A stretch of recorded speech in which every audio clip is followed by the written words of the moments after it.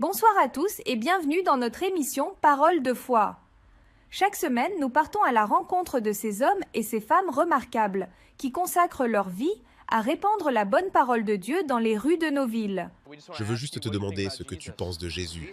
Lequel? Celui de la religion ou celui qui est en prison? Jésus-Christ? Oh, Jésus-Christ! Je ne sais pas, mec. Je suis sataniste, donc je ne sais pas. Qu'est-ce que ça veut dire quand tu dis que tu es sataniste? Ça veut dire quoi? Eh bien, ça veut dire que je vénère Chérubin. C'est l'un des Satans. D'accord. Donc il y a Chérubin, il y en a d'autres. Il y a Satan, Lucifer. Il y a une longue liste.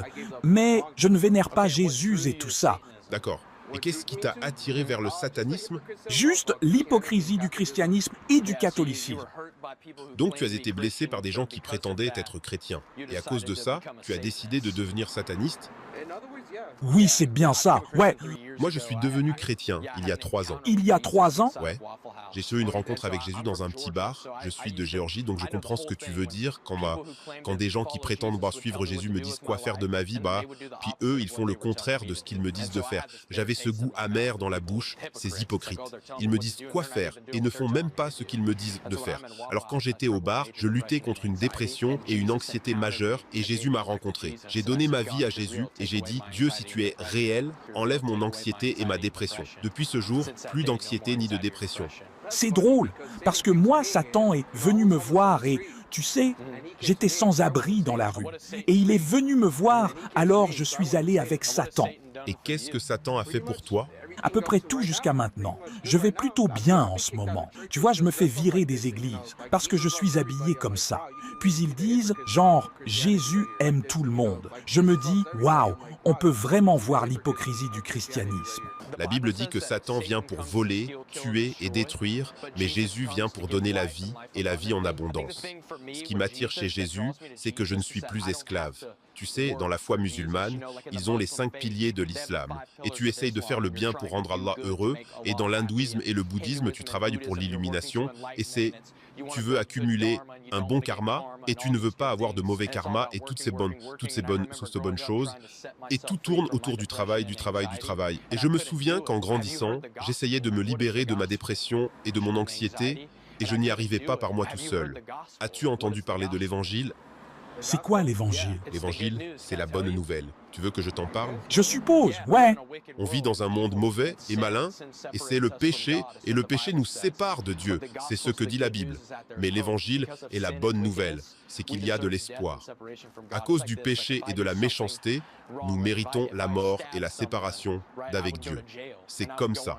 Si je fais quelque chose de mal, comme si je poignarde quelqu'un, je vais aller en prison et passer en jugement, et le juge me regardera et dira, « Écoute, tu as poignardé quelqu'un, tu vas avoir des ennuis pour ça. » C'est vrai, parce que j'ai poignardé quelqu'un, je mérite d'être puni pour ça. De la même manière, notre péché nous sépare de Dieu et la mort est notre châtiment. Mais Jésus nous donne de l'espoir dans le sens où Jésus est venu pleinement Dieu et pleinement homme. Il a vécu une vie parfaite sur cette terre et il est mort de la mort que toi et moi méritons.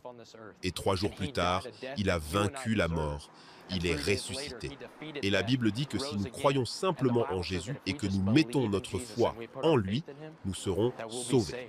Moi, je l'aurais juste brûlé comme une sorcière. J'aurais juste mis le feu à Jésus au lieu de le crucifier. Pourquoi? Eh bien, parce que c'est un sorcier. Donc tu dis que depuis que tu as commencé à adorer Satan, ta vie va beaucoup mieux? Ouais, ça a été mieux pour moi. Ouais, je le crois peut-être sur le plan physique. Je crois que Satan me donnerait ce que je veux, tu sais, et il y a beaucoup de choses que je veux. Il m'est arrivé de prier Dieu et de lui demander des choses que je voulais, mais ce n'était pas ce dont j'avais besoin. Et je pense qu'en tant que chrétien, quand je demande des choses à Jésus et que je prie, Jésus me protège de certaines choses parce qu'il sait ce qui me ferait du mal et m'éloignerait de lui. Donc je pense que ça a tout à fait du sens qu'en adorant Satan, ta vie semble meilleure. Et elle semble meilleure dans le naturel, non? Dans cette vie. Mais pour moi, j'étais tourmenté par mes problèmes mentaux et de santé mentale, et je n'avais pas d'espoir pour moi-même. Jésus m'a donné cet espoir. Est-ce que ça te dérangerait si je priais pour toi? Si tu veux, pourquoi pas? J'aimerais le faire, j'aimerais prier pour toi. Et tu as dit que tu t'appelais Chad. Chad, est-ce que je peux te prendre la main et prier pour toi? Ça te va? J'ai les mains dégueulasses. Oh, ça m'est égal, tu sais. Je vais tenir ta main. C'est bon? Je peux aussi poser ma main sur ton épaule? Ça te va? D'accord. Seigneur Jésus, merci pour Chad. Mon Dieu, je prie maintenant pour que tu envoies des gens pour te révéler à lui, qu'ils aient le cœur de Jésus et qu'ils lui montrent qui tu es vraiment. Jésus, révèle-toi à lui dans des rêves et des visions. Dieu, nous te remercions pour Chad. Bénis-le. Bénis-le dans ses études pour devenir médecin à UCLA. Jésus, nous te remercions pour Chad et nous te remercions de nous avoir permis de le rencontrer au nom de Jésus. Amen. Bon, c'était vraiment intéressant. On allait au centre commercial et je l'ai vu devant la bibliothèque et mon cœur m'a poussé à aller lui parler et c'était un sataniste, donc on a pu discuter avec lui un moment, mais on a eu son numéro. On va rester en contact avec lui. Il refuse de remettre les pieds dans une église.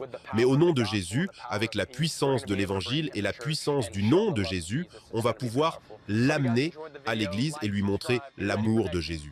Ça va être puissant. J'espère que vous avez aimé la vidéo. Likez, abonnez-vous. Soyez prêts pour la vidéo de la semaine prochaine. Nous aimerions vous donner l'opportunité de faire de Jésus le Seigneur de votre vie. Voulez-vous bien prier avec moi? Dites Seigneur Jésus, je me repens de mes péchés. Viens dans mon cœur. Je fais de toi mon Seigneur et Sauveur. Et merci Seigneur pour le baptême du Saint-Esprit en moi. Dans le nom de Jésus. Par cette simple prière, nous croyons que le Saint-Esprit vous conduit sur le chemin de la nouvelle naissance. Allez dans une bonne église dont le fondement est la parole de Dieu, passez par les eaux du baptême et donnez à Dieu la première place. Nous espérons de tout cœur que ce message vous encouragera. Si vous connaissez quelqu'un qui puisse être encouragé, s'il vous plaît, envoyez-le lui pour nous aider à atteindre plus de gens et à propager l'Évangile. Édifions le corps de Christ ensemble.